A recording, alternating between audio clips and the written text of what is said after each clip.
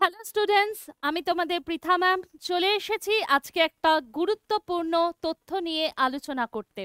আশা করি থাম্বনেল দেখেই তোমরা সবাই বুঝতে পেরেছো, তার কারণ এই মুহূর্তে এই খবরটা কিন্তু খুবই ভাইরাল হয়েছে। তো সেই নিয়ে আলোচনা করব। তার আগে আবারও একবার বলে দিই, অপরাজিত 2.0 মহাপ্যাক তোমাদের জন্য চলে এসেছে। তো যারা যারা এখনো অ্যাভেল করনি তারা প্রত্যেকে এখনই কিন্তু অ্যাভেল করে নাও, ঠিক আছে? তোমাদের জন্য নানা রকম সুযোগ সুবিধা রয়েছে। তো তোমরা যারা যারা চাইছো তারা তারা প্রত্যেকে কিন্তু যার যেটা মনে হচ্ছে, দুরন্ত এক্সপ্রেস আছে, রূপসী বাংলা এক্সপ্রেস আছে, উত্তরণ আছে, পূর্ণ সক্ষম আছে, পিএসসি মিসলেনিয়াস, টার্গেট ব্যাচ, বিভিন্ন রকমের ব্যাচ আমরা তোমাদের জন্য নিয়ে এসেছি, যাতে করে তোমাদের প্রস্তুতিতে আরো ভালো হয়। সামনে যেহেতু অনেকগুলো পরীক্ষা আসছে, তো সেই সংক্রান্ত পরীক্ষাতে তোমাদের যাতে আরো ভালোভাবে প্রস্তুতি নিতে পারো এবং নিজেদের চাকরিটাকে যাতে সুনিশ্চিত করতে পারো, সেই কারণেই আমরা এতগুলো তোমাদের জন্য উপহার নিয়ে চলে এসেছি। তো চলো, আজকে আর এই নিয়ে বেশি কথা বলবো না, চলে যাই আমি যেটা নিয়ে কথা বলতে এসেছি। তো তোমরা নিশ্চয়ই দেখছো যে এই যে খবরটা, রেলের চাকরি, 15 লাখ টাকায় রেলের চাকরি, এই যে বিশাল বড় একটা স্ক্যাম, এবং এই খবরটা এই মুহূর্তে প্রচুর ভাইরাল হয়েছে। তো সেই জন্যই আমরা মনে করেছি ডব্লিউবিপিএসসি ওয়ালা যে আমাদের ছাত্রছাত্রীদের এই খবরটা জানা উচিত। তাই জন্যই আজকে আমি চলে এসেছি তোমাদেরকে এটা নিয়েই কিছু গুরুত্বপূর্ণ খবর দিতে, কিছু তথ্য আমি দিতে চলেছি। দেখো, বিষয়টা হচ্ছে যেটা, যে এই খবরটা দেখার পর যারা অনেকে নিষ্ঠা সহকারে সৎভাবে সরকারি চাকরির প্রস্তুতি নিচ্ছ, তাদের মনোবল কি কোথাও গিয়ে ভেঙে যাবে না এই খবরটা দেখার পর? বা অনেক বাবা মা রয়েছেন যারা অনেক কষ্ট করে তোমাদের পড়াশুনো করাচ্ছেন একটা সরকারি চাকরির আশায়। তার কারণ একটা সরকারি চাকরি মানে একটা গোটা পরিবারের ভবিষ্যৎটা সুনিশ্চিত হওয়া। তো সেই জন্যই কোথাও গিয়ে ছাত্রছাত্রীদের মনোবল তো ভেঙে যাবেই। তাই জন্যই এই ধরনের ভিডিওগুলো তোমাদেরও জানা উচিত। তার কারণ এই রকম স্ক্যাম রেলওয়ে রিক্রুটমেন্ট বোর্ডে হয়েছে, এটা সত্যি অপরিকল্পনীয়। তো দেখো, সেটা হচ্ছে যে যেটা শুরুতে বলেছিলাম আমি, যে খবরটা কি কি হয়েছে না, বলছে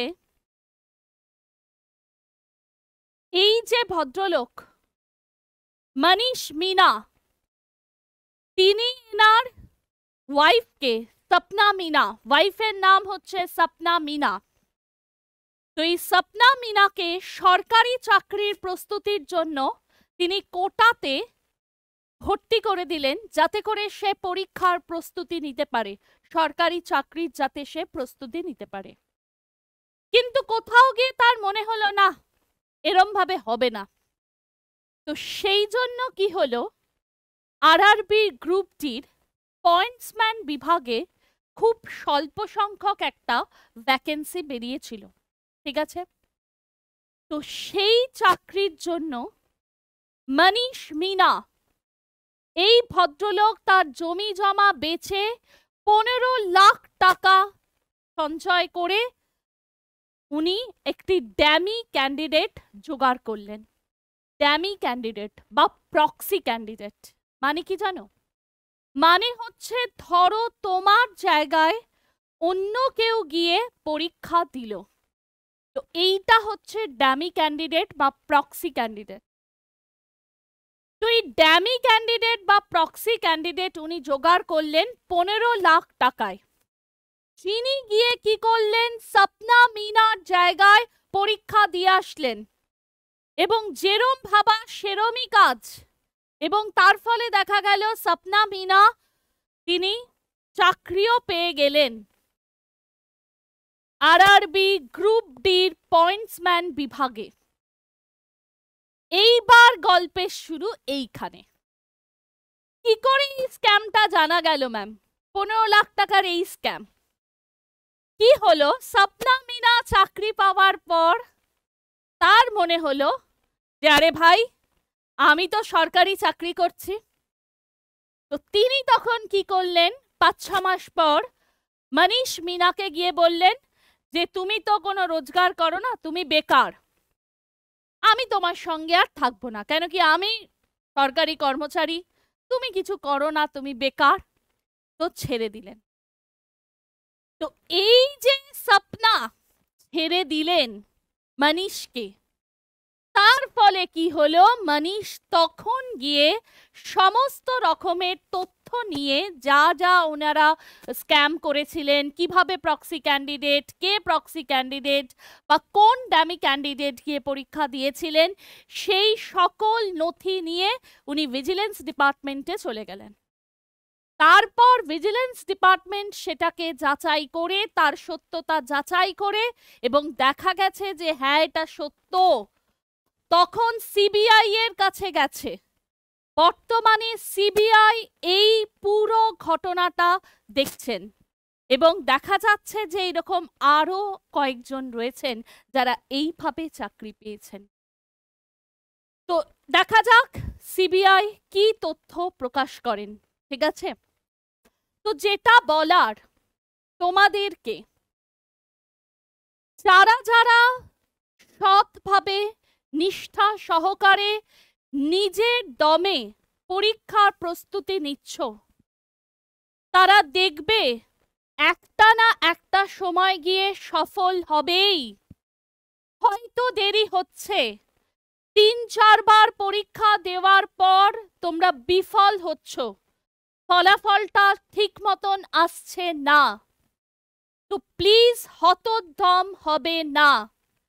তার কারণ দেখলে তো, এই যে ভাবে চাকরিটা হয়তো জোগাড় করে নেওয়া যায়, বা হয়তো চাকরি জোগাড় করে নিয়েছে বহু সরকারি দপ্তরে বহু কর্মচারী, কিন্তু সেই চাকরিটাই যে মিথ্যার যে চাকরি, সেই চাকরি কিন্তু বেশি দিনের নয়। দেখো 6 মাস পরে সবটা তো সত্যি বেরিয়েই এলো। তো মিথ্যার ইমারত কোনোদিন বেশি দিনের হয় না, সেটা স্থায়ী নয়।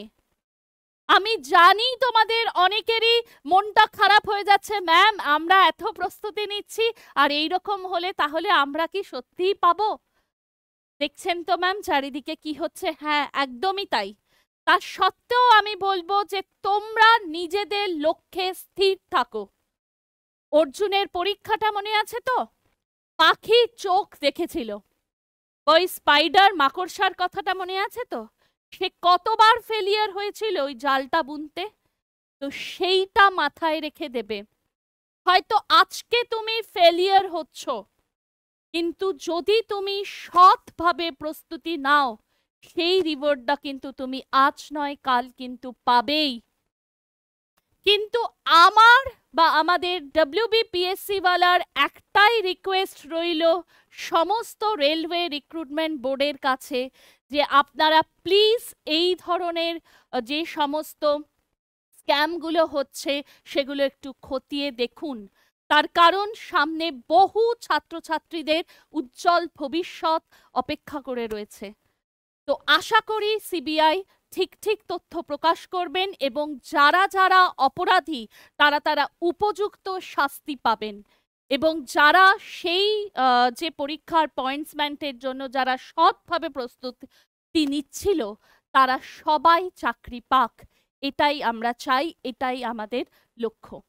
ঠিক আছে, তো তোমরাও সামনে পরীক্ষা আসছে রেলের, তোমরাও কিন্তু ঠিক লক্ষ্যে স্থির থাকো এবং প্রস্তুতি নিতে থাকো, এটাই বলার ছিল। তো সবাই ভালো থেকো আর আমাদের ক্লাসগুলো কিন্তু নিয়মিত ফলো করতে থাকো। ঠিক আছে, এবং তোমরা কিন্তু মাথায় রেখো WBPSC ওয়ালা সব সময় তোমাদের পাশে রয়েছে। সমস্ত ক্লাসগুলো লাইভ হোক রেকর্ডেড হোক যা হোক, সমস্ত অনলাইন ক্লাসগুলো তোমরা ঠিক মতন অনলাইন অফলাইন সব ক্লাসগুলো ঠিক মতন তোমরা কিন্তু করতে থাকো। ঠিক আছে, এবং তোমরা ঠিক আমি বলছি নিজেদের উপর ভরসা রাখো। এবং এই ধরনের যদি তোমরা দেখো যে কোনো প্রলোভন, প্লিজ কোনো রকম প্রলোভনে পা দেবে না। তার কারণ এই প্রলোভনের চাকরি সেটা স্থায়ী হয় না। সেই জন্যই তোমরা নিজেদেরটা কিন্তু মেরুদণ্ড সোজা করে ঠিকভাবে এগিয়ে চলো, এবং আমি আশা রাখি আমরা সবাই তোমাদের পাশে আছি, তোমরা ঠিক নিজেদের লক্ষ্যে পৌঁছতে পারবে। ওকে, তো চলো দেখা হচ্ছে আবার ক্লাসে। ঠিক আছে, সবাই ভালো থেকো। আর চ্যানেলটাকে যারা যারা এখনো সাবস্ক্রাইব করনি, আমাদের চ্যানেলটাকে কিন্তু সাবস্ক্রাইব করে দাও। আমরা কিন্তু সব সময় তোমাদের পাশে আছি। ওকে, থ্যাংক ইউ।